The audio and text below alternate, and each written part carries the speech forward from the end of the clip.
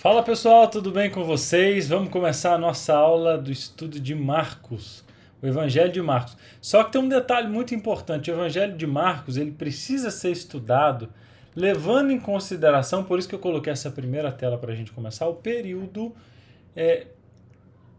intertestamentário, ou seja, o período do fim do Antigo Testamento até o período do Novo Testamento. Nenhum estudo do Novo Testamento pode ser completo sem que se tome em consideração os acontecimentos de 400 anos que se passaram entre o profeta Malaquias e o nascimento do Senhor Jesus. Ou seja, de Malaquias não houve nenhum profeta até João Batista, que foi o precursor do Messias, né, de Jesus.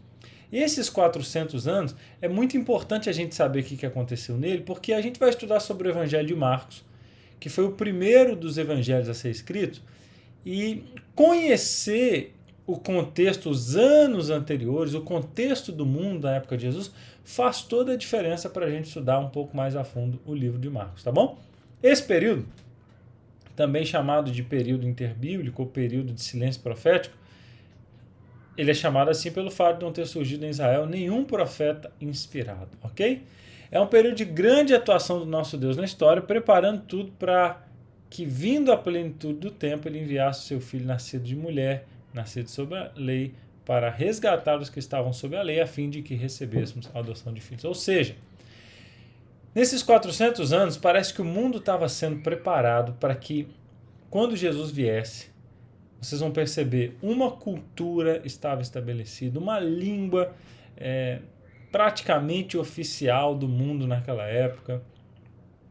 As rodovias foram construídas por um outro império para que a circulação da mensagem pudesse acontecer. Ou seja, parece que o mundo estava sendo preparado para a vinda de Jesus. Parece não, eu não tenho dúvida que estava sendo preparado para a primeira vinda de Cristo. E aí, deixa eu explicar para vocês. Depois do cativeiro, né, babilônico, nós temos ali as profecias de Daniel também, vieram outros impérios. E depois veio o Império Persa, o Medo-Persa, que foi de 430 a 331 a.C. Logo em seguida veio o período grego. E você já deve ter ouvido falar de Alexandre o Grande, né?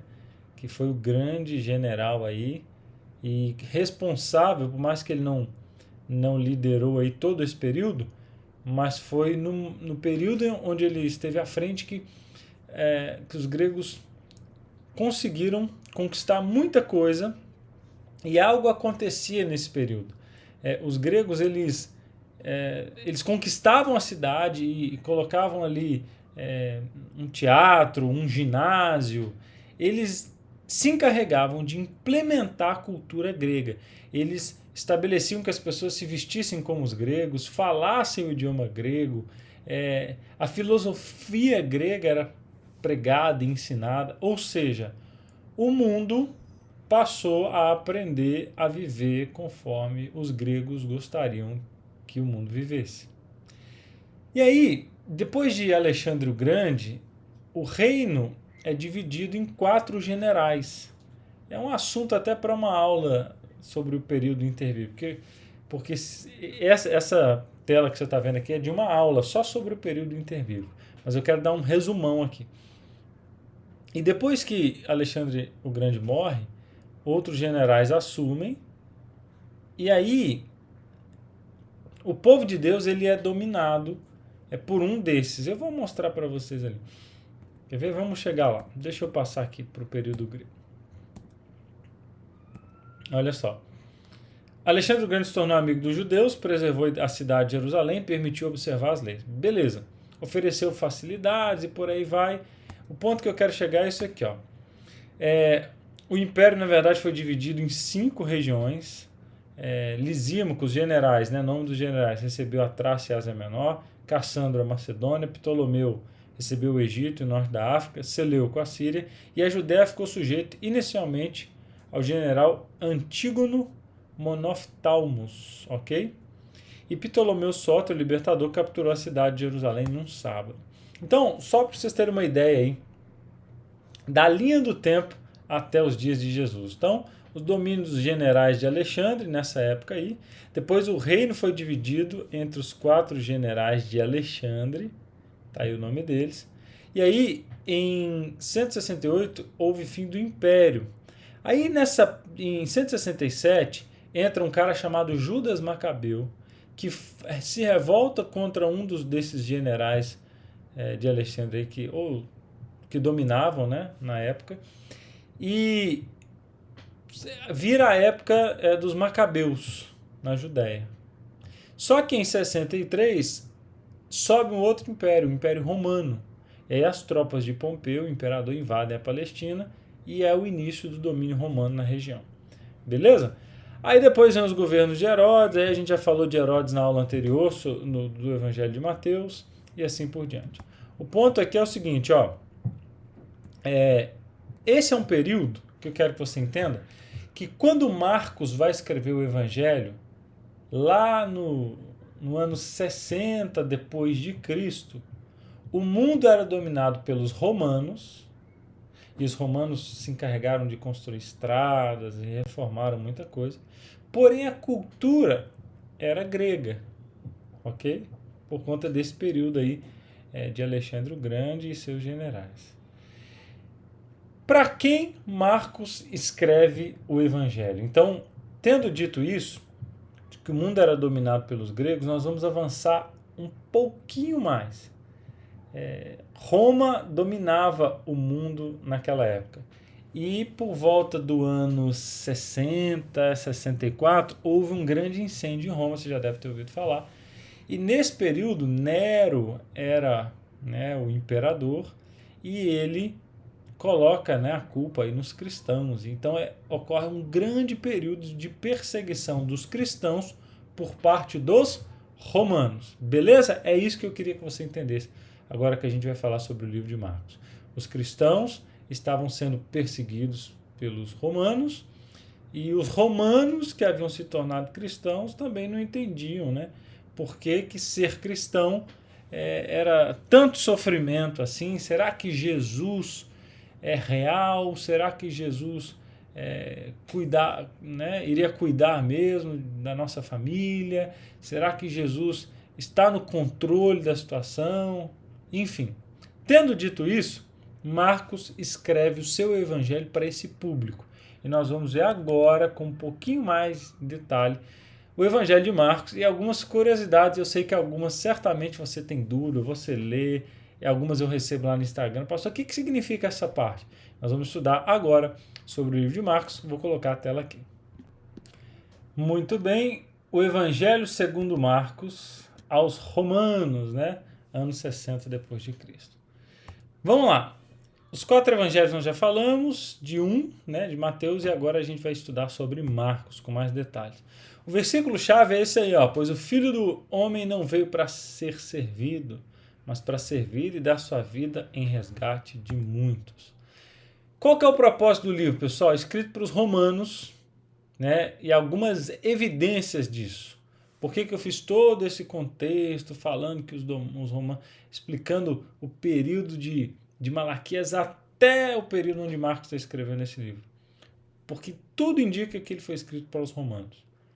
Algumas evidências. Primeira, ele não traz nenhuma citação do Velho Testamento. Lembra que Mateus está cheio de citações do Antigo Testamento? Por quê? Porque ele foi escrito para os judeus. Mateus queria provar para os judeus que Jesus era o Messias, era o prometido, era aquele que estava escrito, né, na Bíblia. Falando na Bíblia, pegue a sua, porque agora a gente já vai começar a folhear o livro de Marcos e trazer várias curiosidades.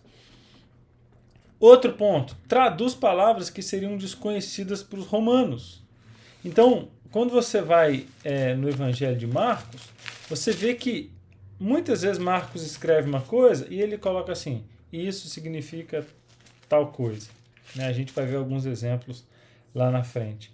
Então, Marcos ele coloca algumas expressões e aí ele explica essas expressões lá na frente. Por exemplo, chamou Tiago, filho de Zebedeu, e João, seu irmão, os quais deu o nome de Boanerges, que quer dizer filho do trovão. Ou seja, dá a entender que o leitor do Marcos não sabia esses significados. Então, mais uma prova de que ele não está escrevendo para o público judeu. Outra, ele dá explicações quanto aos costumes, né? Então, Marcos ele escreve e ele fala assim, ó, vamos dar um exemplo aqui. Capítulo 7, verso 2 e 4. E vendo alguns dos discípulos que comiam pão com as mãos impuras, isto é, por lavar. Aí, verso 3 diz assim: pois os fariseus e todos os judeus, observando a tradição dos anciãos, não comem sem lavar cuidadosamente as mãos. Quando voltam da praça, não comem sem aspergirem. E há muitas outras coisas que receberam para observar, como lavagem de copos, jarros, vasos, metal e camas.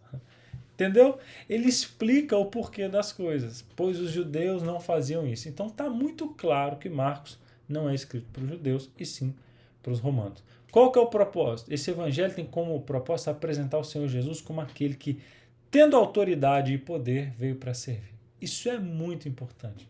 Você vai ver a figura de um servo sofredor. Marcos, ele descreve Jesus como alguém que está cheio de autoridade, mas que não veio. Ele abre mão dessa autoridade para servir. Olha que interessante, né? Para o público. Então, Jesus é o servo. Agora, quem foi Marcos? Bom, Atos 12:2 diz que ele era filho de Maria e que Maria era uma viúva rica de Jerusalém, cuja casa estava aberta aos cristãos primitivos. Por quê? Porque ela estava numa casa grande, as casas eram pequenas, então se a casa dela funcionava uma igrejinha, né? Funcionava ali uma reunião de cristãos, deduz-se que ela era uma mulher que tinha uma boa casa, a ponto dessa casa servir de reunião para os cristãos primitivos. Quem foi Marcos? Ele acompanhou Barnabé e Paulo em sua primeira viagem missionária e, na hora dos perigos, com medo, abandonou a caravana e voltou para Jerusalém. Aí tem muitas curiosidades. Por que ele abandonou? Então, assim, alguns fazem uma... Pegam alguns trechinhos e são possibilidades de que, além dos perigos, né, de perseguições que Paulo sofria, existia a questão de doenças, né? Por exemplo, aparentemente Paulo adoeceu algumas vezes no período dessas viagens. E aí é nesse momento de perseguição, poucas condições, é que Marcos ele decide abandonar a missão e voltar para casa. Só que isso trouxe consequências. Lá na frente, Paulo e Barnabé se desentenderam em sua segunda viagem missionária por causa dele. E Barnabé separou de Paulo e foi com Marcos para a ilha de Chifre. Então, Paulo fala assim, não, esse aí eu não quero mais. Vamos fazer uma outra viagem, vamos levar mais. Não, Marcos não vai comigo. Aí Barnabé, vai sim, então ele vai comigo. Então, Paulo e Barnabé eles se desentendem por causa de Marcos. Ele foi o pivô da briga de Barnabé e Paulo, porque Barnabé queria levar e Paulo não queria. Por quê? Falou assim, esse rapaz aí, da última vez eu precisei dele, e ele fugiu, ele correu, né? Não dá. E aí, Pedro faz uma menção honrosa a ele em sua carta. Isso é muito interessante, porque existe uma teoria muito legal sobre ele e Pedro. Já vou dizer para você. No final da sua vida, Paulo pede a presença dele, que lhe era útil para o ministério. Então, olha que mudança, né? Paulo abriu mão dele, porque ele tinha fugido lá atrás, mas no final da vida de Paulo, Paulo pediu de novo a presença de João Marcos. Possivelmente, né, a treta já havia se resolvido e Paulo entendeu que foi apenas uma atitude de Marcos, e Marcos demonstrou, né, que na verdade ele era sim útil para o ministério, era um jovem corajoso e disposto a servir. Marcos acompanhou Pedro em Roma como seu intérprete e ajudante. Seu evangelho é uma cópia da pregação de Pedro e o testemunho de que ele dava em Cristo em Roma. Então, bastante atenção agora. Marcos é considerado o mais antigo dos evangelhos e o primeiro a ser escrito, por volta do ano 60 depois de Cristo. Deixa eu dizer uma coisa para você. Tem um documento aqui, ó, de Papias, que foi um dos pais da igreja, aí, um cristão importante do primeiro século, e ele escreve acerca de Marcos. Olha que interessante. Ele era um discípulo do João e escreveu o seguinte: o presbítero também disse: Marcos, tendo se tornado um porta-voz de Pedro, escreveu com muito cuidado tudo aquilo que se lembrou, contudo, não em ordem, tanto das palavras quanto dos feitos de Cristo. Então, deixa eu te explicar. Papias era um discípulo do apóstolo João. E ele escreve que João, certa vez, disse que Marcos se tornou um porta-voz de Pedro e escreveu com muito cuidado aquilo que se lembrou, aquilo que Pedro lembrava e ia falando para ele. Então vamos lá. Marcos não era um dos 12. Pedro, sim. Então esse discípulo do apóstolo João, lá na frente, no primeiro século, no segundo século, né, ele diz o seguinte, que Pedro é, na verdade, quem estava por trás de Marcos. Então Marcos, certamente ele foi escrevendo aí o que Pedro se lembrava, né? As histórias que Pedro contava. Interessante isso, né? Então uma curiosidade nova aí para você, tá bom? Bom, somente uns 20 ou 30 versículos de Marcos não aparecem em Mateus e Lucas. Eu disse para você na aula de Mateus que Mateus e Lucas tiveram uma fonte, né, base, e essa fonte foi o livro de Marcos. Mateus foi uma testemunha ocular também, então ele pega ali trechos de Marcos, sendo essa teoria de Papias, né, correta. Então Mateus foi discípulo, Pedro também, então Mateus pega esses escritos aí de Marcos, uma vez que Marcos foi ouvindo de Pedro, então tá tudo junto, tudo num saco só, né? São dois discípulos aí importantes. Bom, em geral, este evangelho está contido nos demais, todavia em sua personalidade própria, apresentando a vida do Senhor como um filme documentário rápido, onde os fatos são mostrados sem maiores comentários. Então, é interessante que você vai pegar sua Bíblia aí no livro de Marcos, e é um evangelho de ação.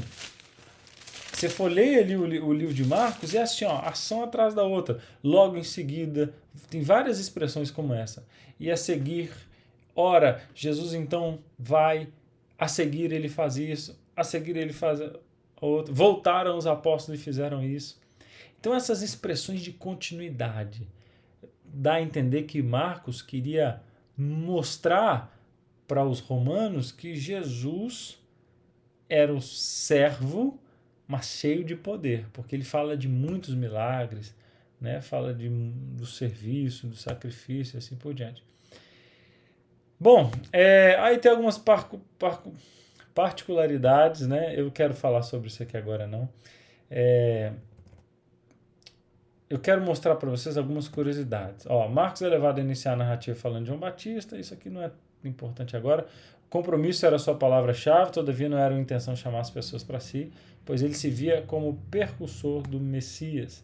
Batizava as pessoas que se demonstravam arrependidas e dispostas a uma vida de compromisso com Deus e nunca deixava de frisar: vem após mim aquele que é mais poderoso do que eu. Então, Marcos ele fala de João Batista como uma maneira de dizer assim, olha, de reforçar a autoridade do Jesus que ele estava tentando explicar para os romanos ou ensinar para os romanos. Agora é o seguinte, nós vamos pegar agora a sua Bíblia, você está com a sua Bíblia aí, nós vamos ler alguns textos, nós vamos ver algumas curiosidades, eu quero ler alguns textos e explicar algumas passagens do livro de Marcos para você.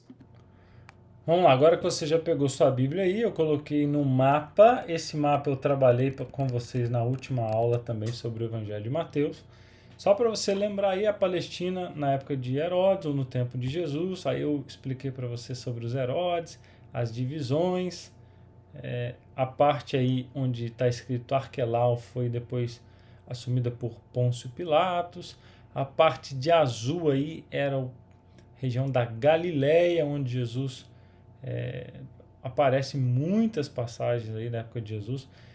Mas eu quero te mostrar uma tela aqui para você ter uma ideia, porque o livro de Marcos, como é um evangelho de ação, ele está sempre falando de Jesus em alguns dos lugares desse mapa aqui, ok? Que é o mesmo mapa aqui com a divisão. E aí a gente às vezes pensa assim, como é que eram as cidades da época? Isso aqui vai te ajudar a visualizar. Jerusalém era a capital, tinha uma média de 50 mil habitantes e chegava a 250 mil durante as festas religiosas. Cafarnaum, entre 600 a 1.500 habitantes. Gente, uma cidadinha pequenininha. Belém, uma cidade de 1.000 habitantes. Imagine que seja um bairro aí. Alguns dos bairros aí do Brasil, né? Nazaré, menor ainda. 200 a 500 habitantes. Então pode vir alguma coisa de Nazaré, alguma coisa de Nazaré. Ou seja, era uma cidade muito pequenininha, né? Eu moro aqui num condomínio, né, de prédios que aqui tem muito mais pessoas do que tinha em Nazaré na época de Jesus. E Magdala, uma cidade um pouco maior, tinha 40 mil habitantes. Betsaida, 200. A Galileia era uma região e ali sim tinha entre 200 a 400 mil pessoas.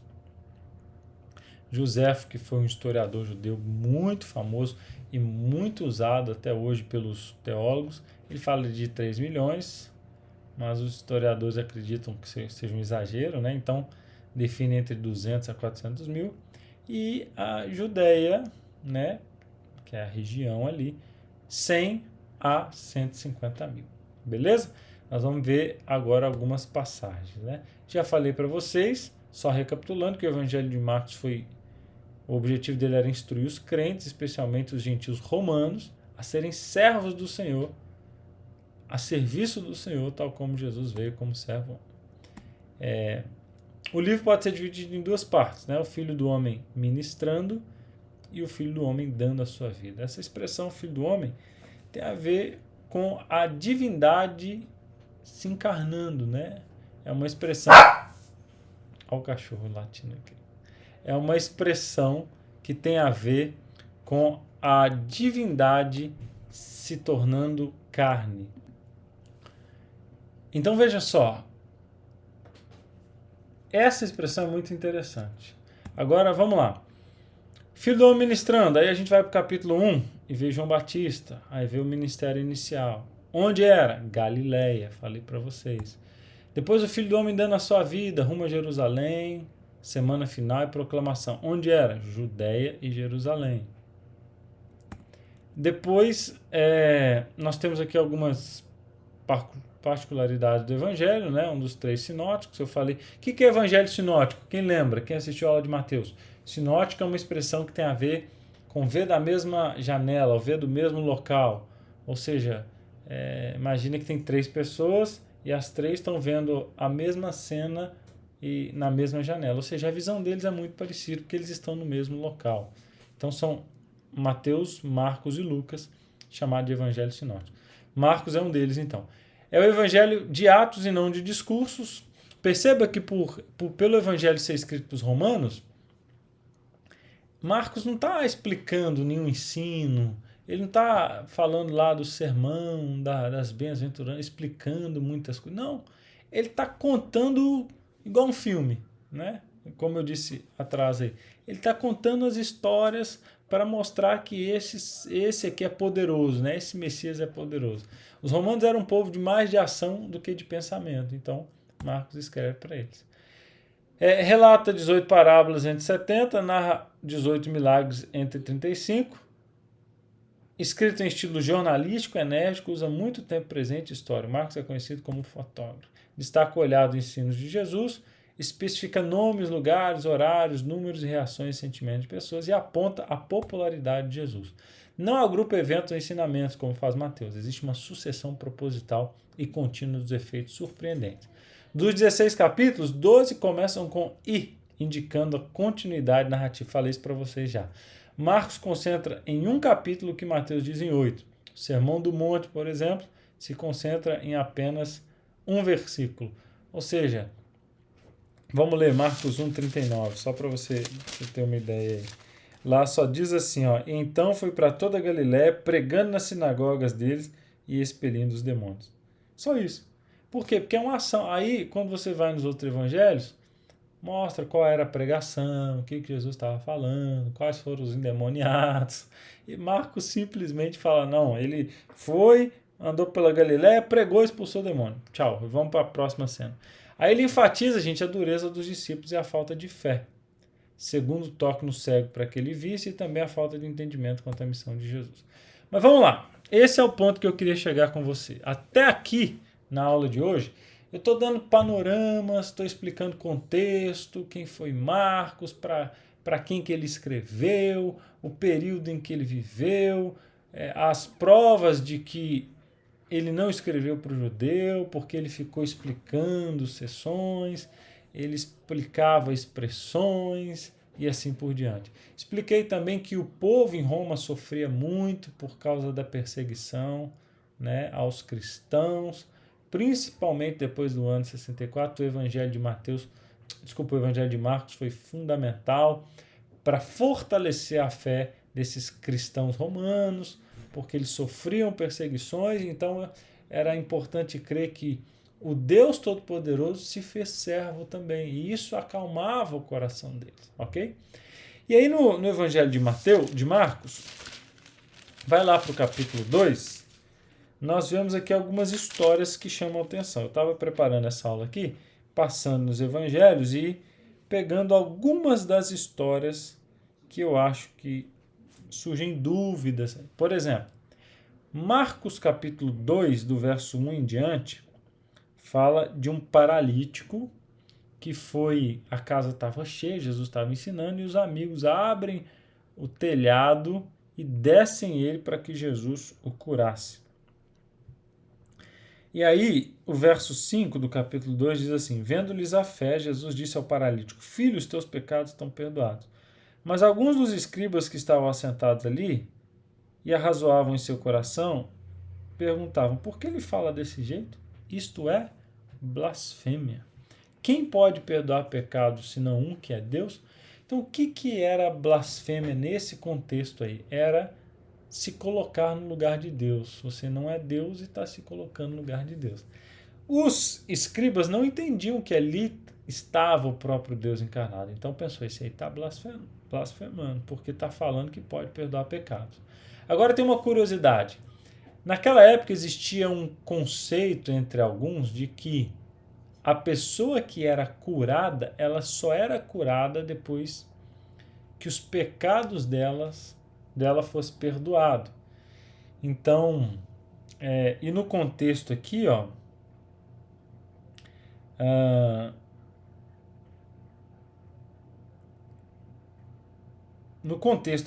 nós percebemos que aparentemente o pecado daquele homem a paralisia daquele homem tinha a ver com algum pecado dele. Não um pecado que veio a paralisia como castigo, mas talvez uma consequência do próprio pecado dele, ele ficou daquele jeito. A gente não sabe o que aconteceu. E existia esse conceito de que se a pessoa está doente é porque ela cometeu algum pecado. Jesus várias vezes falou assim em outras passagens, não tem nada a ver com o pecado dele, nem da mãe, nem do pai dele. Isso é fruto do mundo mal, do mundo de pecado. Aí isso é para que na vida dele se manifestasse a glória de Deus. Então, Jesus ele sempre explicou esse paradigma de que os sofrimentos desse mundo não necessariamente estão ligados a um pecado que a pessoa cometeu. Só que nesse caso aí, aparentemente, era o que havia acontecido. Jesus ele fala para um homem e que talvez cometeu erros aí no passado, né, e se culpava por conta disso. Aparentemente, o problema desse homem, o que mais o angustiava não era a sua situação física, mas a sua angústia por ter pecado contra Deus e hoje sofria consequências disso. E eu volto a dizer, consequências imediatas, né, e não um castigo divino. Tendo dito isso, Jesus ele diz assim, filho, os teus pecados estão perdoados. Aí, vamos voltar aqui no conceito. Eles acreditavam que para uma pessoa ser curada, ela tinha que ser perdoada, né? Deus só curava quem foi perdoado antes.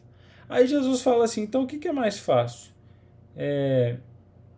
Verso 9. Dizer ao paralítico, estão perdoados os teus pecados, ou dizer, levanta-te, toma teu leito e anda? Ora, para que saibas que o Filho do Homem tem a autoridade para perdoar pecados, disse ao paralítico: eu te mando, levanta-te, toma teu leito e vai para casa. Então ele se levantou e no mesmo instante tomou o leito, retirou-se à vista de todos, e a ponto de admirassem todos e darem glória a Deus, dizendo: jamais vimos coisa assim. Então perceba, ele pegou os escribas aí na própria crença deles. Ora, eles criam assim: Deus só cura alguém que foi perdoado. Se a pessoa não foi curada, é porque ela não foi perdoada. Aí Jesus fala que perdoa e depois cura. Em outras palavras, ele deixou aqueles fariseus assim: bom, esse aí só pode ser Deus. Ele não está blasfemando mesmo, não. Porque ele curou. E se ele curou, é porque essa pessoa foi perdoada. E ele falou antes: eu perdoo os teus pecados. Então, ele deixou todo mundo assim, né? De boca aberta, e pegou aquelas pessoas na própria crença delas, né? Interessante isso aí. E aí, no capítulo 3, eu achei uma outra passagem interessante, que está no versículo 22. E lá diz assim: os escribas que haviam descido de Jerusalém diziam: ele está possesso por Beelzebu, né? Lembra da blasfêmia dos escribas? Vamos ler aqui o verso para você contextualizar, o verso 20. Então ele foi para casa, não obstante a multidão afluiu de novo, de tal modo que nem podiam comer. E quando os parentes de Jesus ouviam isso, saíam para o prender, porque diziam: está fora de si. Aí os escribas haviam descido de Jerusalém e diziam: ele está possesso por Beelzebu, e é pelo maioral dos demônios que ele expele demônios. Então, eles falavam assim: puxa vida, como é que ele expele demônios? Existia uma situação. Você sabia que na época de Jesus existia expulsão de demônios? Não foi só por Jesus. Mas eles faziam todo um ritual lá, os sacerdotes, e ficavam 7 dias para expulsar um demônio. Faziam muitos rituais na pessoa, e depois de 7 dias o demônio ia embora. E aí vem Jesus e fala: demônio, sai fora. E o demônio fugia. Então eles falaram assim: não é possível. Quem é esse que os demônios obedecem assim? Ele, né, deve ser Beelzebu, ele está possesso por Beelzebu. E aí a pergunta é: quem era Beelzebu? Quem era Beelzebu? Bom, tratava-se de uma variação de Beelzebu, senhor das moscas, uma divindade cananeia, ok? No tempo de Jesus, o termo era usado para designar o mestre dos demônios. Então, existia um deus cananeu chamado Beelzebu, e eles usavam essa expressão pejorativamente para dizer, para se referir ao próprio Satanás, né? Esse aí tá cheio do Beelzebu. Quem era Beelzebu, na verdade, era uma divindade dos cananeus. Por isso que existe esse nome aí. Você fala: de onde veio Beelzebu? Então, agora você sabe que era uma divindade dos cananeus e eles usavam de maneira pejorativa para se referir a Satanás. Ok? E aí, Jesus tinha autoridade, né? E aí os fariseus assustavam. No mesmo capítulo 3, verso 4, vamos voltar um pouquinho, tem uma passagem assim: então ele perguntou: é lícito nos sábados fazer o bem ou fazer o mal? Salvar a vida ou tirá-la? Mas eles ficaram em silêncio. Esse é o caso do homem com a mão ressequida, no capítulo 3. Veja, Jesus, eu falei isso do Evangelho de Mateus, em nenhum momento Jesus ele é contra o mandamento de Deus. Está lá o 4º mandamento da lei de Deus: lembra-te do dia de sábado para santificar. Só que o que os judeus fizeram? De maneira especial, né, os fariseus, os escribas, eles davam mais valor à tradição oral. E o que era essa tradição oral? Bom, eu disse para vocês na aula de Mateus: o mandamento é: lembra-te do dia de sábado para santificar. Aí eles falaram: não, isso aqui está muito vago, vamos ajudar? Então, falaram: só pode carregar tantos quilos. Se carregar 20 quilos não é pecado, mas 25 é pecado. Se andar 1 quilômetro não é pecado, mas 1 quilômetro e 100 metros é pecado. Se você cuspir no chão e fizer barro, você está fazendo uma obra e é pecado. Então, Jesus ele explica, Jesus ele cura esse homem. Em alguns momentos, Jesus fala até com ele assim, olha, se um boi cai num buraco, você vai esperar o sábado para tirá-lo de seus hipócritas. Se vocês fazem isso com o animal, né? Por que eu não vou fazer com esse filho de Deus? Né? Não com essas palavras, né? Mas Jesus estava... Ele usou também essa palavra, mas para dizer assim, as necessidades humanas estão acima do mandamento do sábado. Na verdade, deixa eu explicar melhor, cuidar da necessidade humana não é uma quebra de mandamento. É isso que Jesus estava querendo dizer. Ok? As necessidades humanas, elas estão acima, né? Cuidar das pessoas, fazer o bem. Então Jesus estava ensinando como guarda o sábado. Muita atenção nisso. Ele não está anulando nenhum mandamento, como diz lá em Mateus 5,7. Não veio anular, veio cumprir. Mas ele está explicando que os fariseus haviam pervertido os mandamentos de Deus com suas próprias regras, com suas próprias tradições. E aquilo que era para ser bonito, maravilhoso, que Deus criou para o deleite do ser humano, para que fosse bênção uns para os outros, os fariseus faziam com que fosse realmente uma maldição, a ponto de negar fazer o bem para o próximo, simplesmente por ser sábio. Então Jesus, ele dá um show, né, curando este homem e explicando que sábado é dia sim de fazer o bem. Aí tem uma passagem também muito curiosa, Marcos 5, verso 13, que é os demônios indo para os porcos. Marcos 5, verso 13. E vamos ler lá comigo? Pega sua Bíblia aí, folheia ela aí comigo e vamos lá. Marcos 5, verso 13. 12, né? Os espíritos imundos rogaram a Jesus, dizendo: manda-nos para os porcos, para que entremos neles. Jesus permitiu. Então, saindo os espíritos imundos, entraram nos porcos, e a manada, que era cerca de 2.000, precipitou-se despiadeira abaixo para dentro do mar, onde afogaram. Os porqueiros fugiram e anunciaram na cidade pelos campos. Então, quando você pega o capítulo 5, você vê que isso aconteceu em Gadareno, em Gadara, na verdade, né? Ou alguma expressão diz assim, ó, o Gerazeno.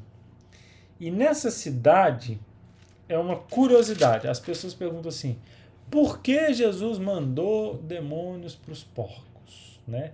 E outra, eles não eram judeus? E judeu não tinha lá, né, a lei que não podia ficar cuidando nem tocando em porcos?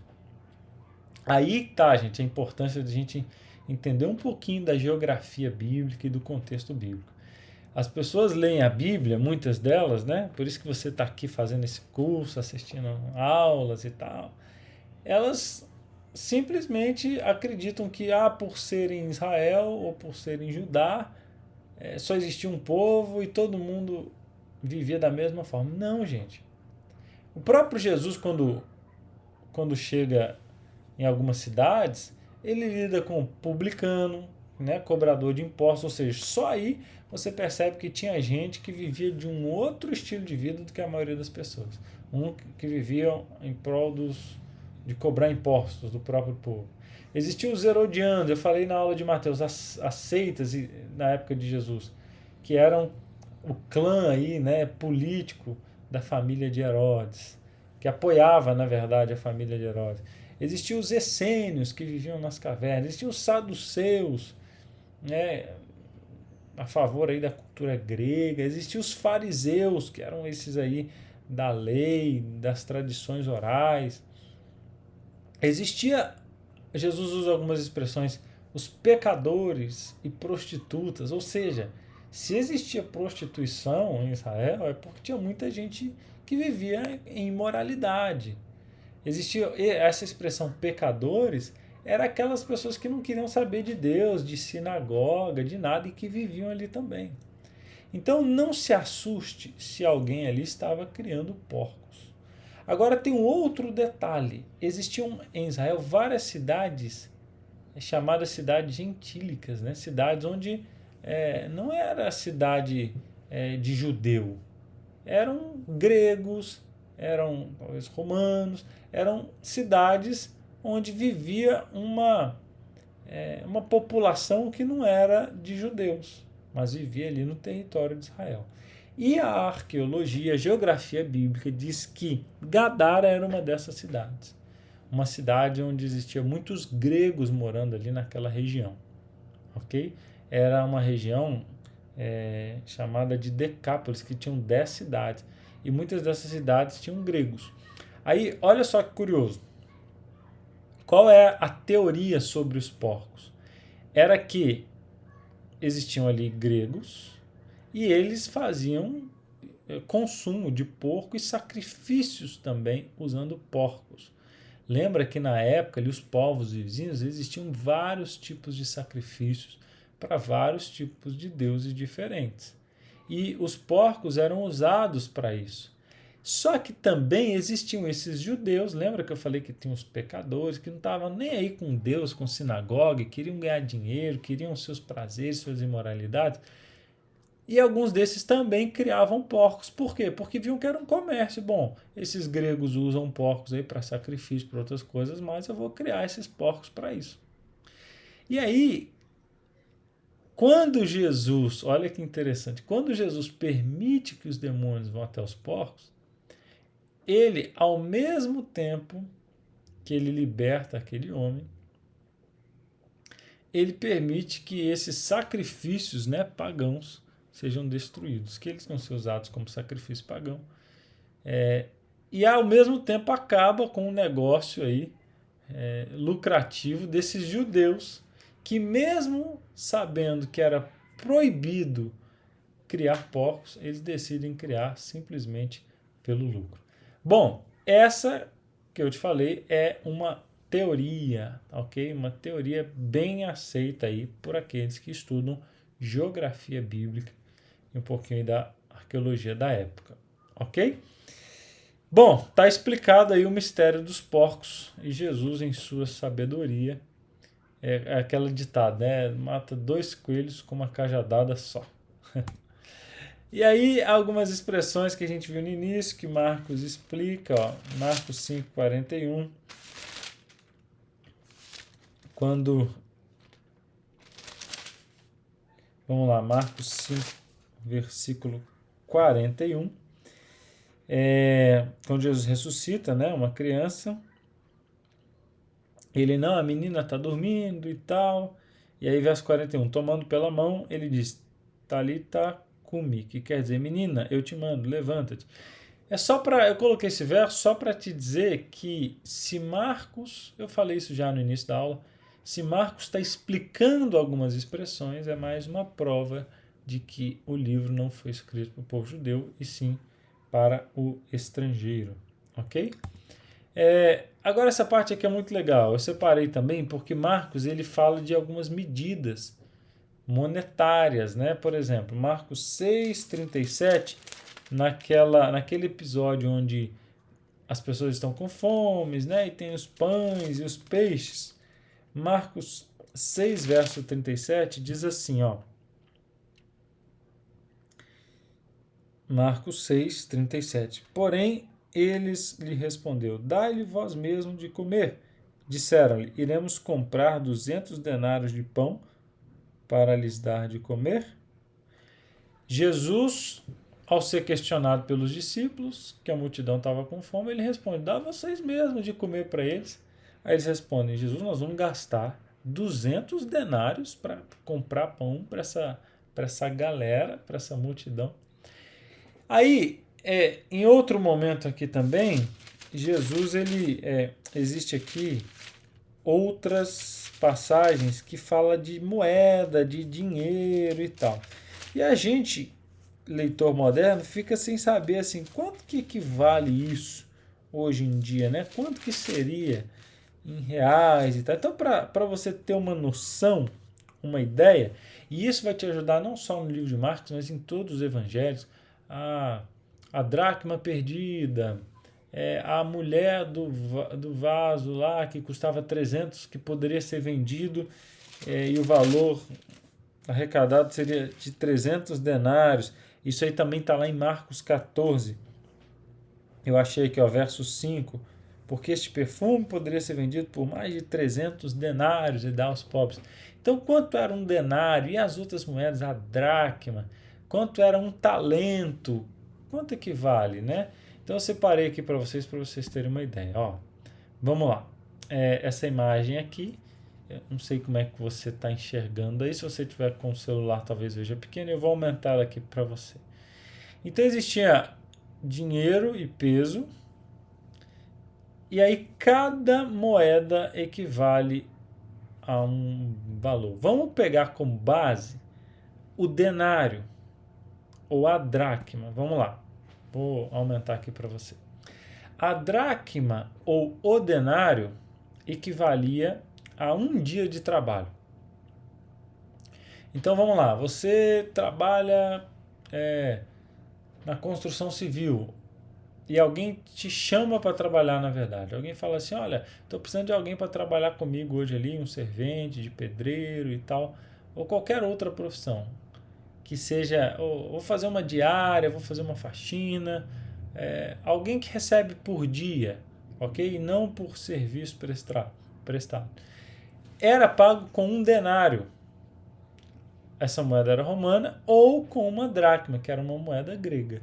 Essas duas moedas estavam em circulação. Ambas, deixa eu ver se meu mouse aparece para vocês aí, ó. Aqui ó, a dracma e aqui o denário. Ambas equivaliam a um dia de trabalho. Então, se você trabalhou um dia, uma média de 12 horas de trabalho, não era fácil não. Ganhava uma moeda dessa que equivale a um dia de trabalho. Se você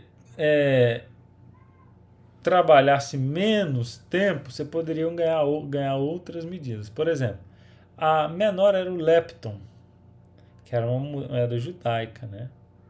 E ela equivale a meio quadrante. E aí vai para a próxima moeda lá. Um quadrante equivale a 2 leptons. E tinha moeda que era o assário, uma moeda romana, e na província de cobre ou de bronze. Então ela equivalia a 4 quadrantes, beleza? Essas moedas aí elas são usadas não como salário de um dia, mas para compras, né, de coisas menores ali no dia a dia das pessoas. Mas vamos pegar como base o denário. Vamos lá então. Se um denário é um dia de trabalho, você trabalha aí durante... eu estou pegando assim bem por alto, tá? Bem a grosso modo. Vamos pegar o perfume, 300 denários. Seria a mesma coisa de 300 dracmas. 300 denários dá mais ou menos um ano de trabalho. Se a gente colocar que tem o sábado, né? Para nossa cultura, o final de semana. Mas para a época deles, era só o sábado, aí, o dia de folga. Então vamos colocar que seria um ano de trabalho. Vamos colocar hoje um ano de salário mínimo aqui no Brasil. Mas vamos tentar arredondar, não vamos colocar o salário mínimo cheio, não. Vamos colocar uma média aí de R$1.000 por mês, ok? Só para fins de cálculo, para ficar mais fácil. R$1.000 por mês, digamos que um ano de salário seria R$12.000, certo? O perfume poderia ser vendido por 300 denários. Ou seja, um ano de trabalho naquela época era 300 denários. Um ano de trabalho hoje, coloquei um valor menor só para a gente calcular, seria uma faixa de 12 mil. Vamos colocar de 12 a 15 mil reais então, para ficar mais real. De 12 a 15 mil reais, um ano de salário é igual a 300 denários. Então, perceba que o perfume daquela mulher era uma média de 12 mil reais. Você já pensou hoje você quebrar um perfume de 12 mil reais? Você tem na sua casa um perfume de 12 mil reais? Você teria coragem de comprar um perfume de 12 mil reais? Então aquela mulher era muito rica? Bom, aí tem uma outra curiosidade. O perfume desse valor, ele não era um perfume só para você ficar usando. Não, ele era como se fosse uma poupança. Algo que você comprava como um investimento que depois você realmente podia vender. Então, era como se fosse um seguro, né? Um seguro de vida aí para ela esse perfume e ela simplesmente quebra para ungir Jesus. Interessante, né? E aí está aí o denário, que era a mesma coisa. Então, nós vimos na passagem ali que os discípulos eles falam assim, ó, nós vamos comprar 200 denários, então seria mais ou menos aí uns 8 mil reais de pão. Esse 300 denários é 12 mil, uma média, né? 200 denários seria 8 mil. Aí imagina o discípulo, Jesus, nós vamos gastar 8 mil reais de pão com essa galera aqui se a gente for alimentar todo mundo. Conhecer as moedas, gente, ajuda muito, né? Você vê, por exemplo, a dracma perdida. A mulher perdeu uma dracma. Então você imaginou trabalhar o dia inteiro e aí você perde 12 horas de serviço e de repente você perde em casa, né? Por isso que ela se alegrou quando achou a dracma perdida. E aí tem a de dracma, que era o equivalente a 2 dias de trabalho, e a tetradracma, que equivalia aproximadamente a 4 dias de trabalho, tá bom? E a de dracma, 2 dias de salário. E aí, você vai vendo aí, né? Alguns creem que a moeda que Judas vendeu Jesus seria isso aí, ó, a tetradracma, ou até mesmo a dracma, né? Mas se for a tetradracma, uma vez a gente fez um cálculo aí, daria uma média de 30 moedas, né? Seria uma média de 6 mil reais. Você já pensou? Judas vendendo Jesus, a informação sobre Jesus, por 6 mil reais. Pagou pelo nosso mestre, né? Imagina a humilhação que Jesus passou por mim e por você, por amor a cada um de nós. Então, estudar as moedas é algo muito interessante. Agora, tem o talento. O talento, gente, que é o mais surpreendente de todos. Você vê a parábola dos talentos, que o homem enterrou um talento e tal. O talento, ele era uma medida de peso que depois se tornou uma medida monetária. Equivalia, eu já vi algumas informações que era cerca de 30 quilos. Nessa imagem que eu peguei para você, está dizendo que era 20,4 quilos, ok. Mas aqui diz o seguinte, que era o salário de cerca de 20 anos de trabalho. Já pensou? 20 anos de trabalho. Então vamos colocar que o salário era uns 12 mil reais anual. Aí você coloca vezes 20, daria mais de 200 mil reais. 220 mil reais, mais ou menos. Aí você vê o teu patrão e te dá 5 talentos. E depois para o outro ele dá 2 talentos. Depois para ele, né, para um outro servo ele dá 1 talento. Era muita grana. Então o que recebeu 5 recebeu 1 milhão de reais. O outro recebeu 400 mil. E esse recebeu uma média de 200 mil reais. Mais ou menos, tá, gente? A grosso modo. Só para você entender um pouquinho dos valores da Bíblia quando você lê. Marcos 7, a gente já está finalizando. Marcos 7, verso 11, tem uma expressão que chama atenção também. Cadê? Marcos 7, verso 11, que diz assim: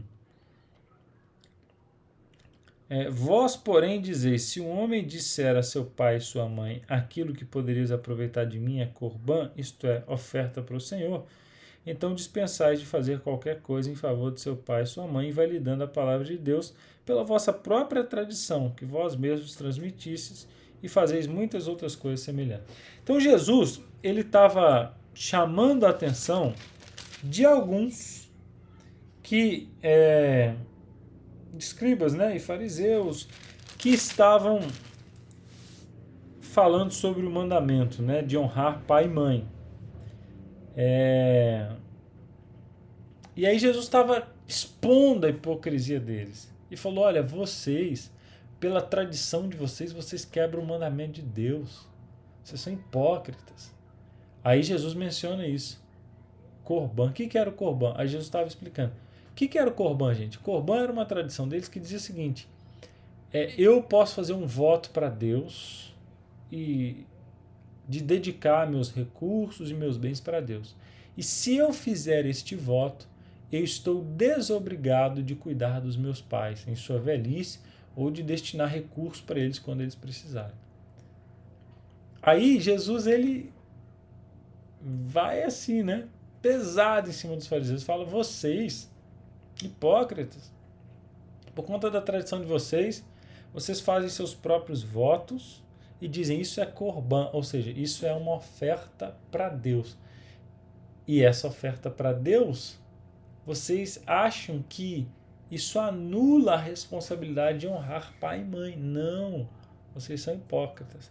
Então, corban, gente, era um voto. Em resumo, era isso aí. Era um voto que eles faziam e, por conta desse voto, eles se achavam no direito de não ter mais obrigação. Afinal de contas, assim, mãe, eu não posso te ajudar. Por quê? Porque eu fiz um voto aqui, é tudo para Deus agora. Se vira aí, né? Jesus condenou a hipocrisia deles. Marcos 14, verso 51, tem uma passagem curiosa também de um jovem que vai nu, né? Só num lençol. Vai lá, Marcos 14, verso 51, que diz assim: seguia um jovem coberto unicamente com um lençol e lançaram-lhe mão, mas ele largou o lençol e fugiu desnudo. Era alguém que estava, Jesus estava para ser preso, alguém que estava ali por perto e tal, seguindo, e aí de repente esse jovem saiu seguindo só de lençol. E aí pegam nele e ele sai, deixa o lençol e sai sem nada, né? Sai correndo. O que tem a ver essa passagem? Eu fiquei pensando, o que ela entrou aqui, né? Bom, existe uma tradição de que esse seria o próprio Marcos, o próprio autor do livro. Porque aqui é o único local que essa passagem é escrita, né? E existe uma tradição de que seria ele, mas não tem nada comprovado, tá, gente? É só uma tradição.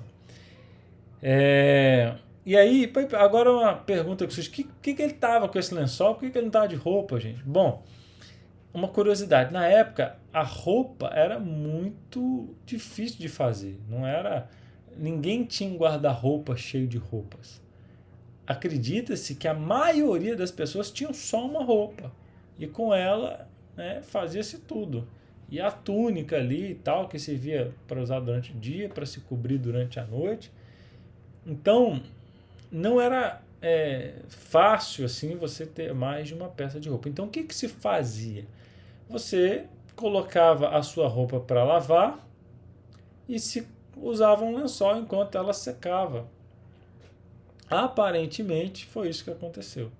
Esse jovem, ele estava com a roupa secando e de repente ele vê a cena, vai atrás, segue de longe para ver o que está acontecendo e é pego dessa maneira, ok? A melhor explicação que eu já pesquisei e vi é essa aí, de que ter duas peças de roupa era um artigo de luxo. Então as pessoas usavam aí dentro de casa, em algum lugar, né, privado, um lençol só para aguardar enquanto a roupa secava depois da lavagem, ok? Bom, pessoal, e eu acho que tem mais um último aqui, é Barrabás, Marcos 15, verso 7, a gente já está encerrando aqui o livro, que só tem 16 capítulos, Marcos 15, verso 7, que diz assim, havia um chamado Barrabás preso com amotinadores, os quais em um tumulto haviam cometido um homicídio. Tudo indica que Barrabás era um zelote. Você viu a minha aula sobre Mateus, eu falei lá sobre quem eram os zelotes. Zelotes eram nacionalistas judeus que não aceitavam o domínio romano e eles estavam dispostos a cometer assassinato tanto de romanos quanto de quem os apoiasse. Aparentemente, Barrabás era um desses zelotes. Veja bem, você vai entender uma coisa. Por que a multidão pede para soltar Barrabás se ele era um assassino? Bom, porque ele era um assassino de romano, ou de quem apoiasse romanos. E isso, na cabeça de muitos judeus que eram oprimidos pelo Império Romano, era de boa. Ele falava assim, ele está preso aí porque matou um romano, eu não mato, não tenho coragem. Estou simulando o pensamento de alguns, tá, gente? Mas eu também não tenho nada contra quem faz, né? Então, é por isso que as pessoas falam, não, soltem Barrabás. E olha que curioso, esse homem, né, assassino, que devia pagar pelo que fez, o nome dele significa filho do pai, Bar Abba, filho do pai. Então esse filho do pai recebe a graça, né? E alguém morre no lugar dele. Ele representa muitos de nós, que somos filhos do pai também. Nós somos um Barrabás dos dias de hoje, somos filhos do pai e fomos libertos do castigo da morte, morte que nós merecíamos, porque alguém morreu no nosso lugar. Você também recebeu a graça. Essa graça que Marcos queria contar para as pessoas é sobre essa graça que ele escreveu aos Romanos, e esse evangelho continua falando aos nossos corações. Eu espero que nessa aula você tenha aprendido, que tenha sido uma aula aí de curiosidades para você. E agora, quando você lê o livro de Marcos, você vai entender o propósito pelo qual ele foi escrito e vai entender que Jesus é poderoso, fez muitos milagres. Jesus foi um homem de ação, né? Ele se fez homem e cheio de poder. Ele é apresentado no livro de Marcos com muita ação, com muita autoridade. E ao mesmo tempo ele é o servo sofredor que morreu em favor de cada um de nós. Ele é aquele que é cheio de autoridade, mas que decide abrir mão dessa autoridade para fazer o bem para as pessoas e para sofrer em nosso lugar. Que Deus te abençoe e que esse Jesus possa reinar na sua vida dia após dia. Deus abençoe você.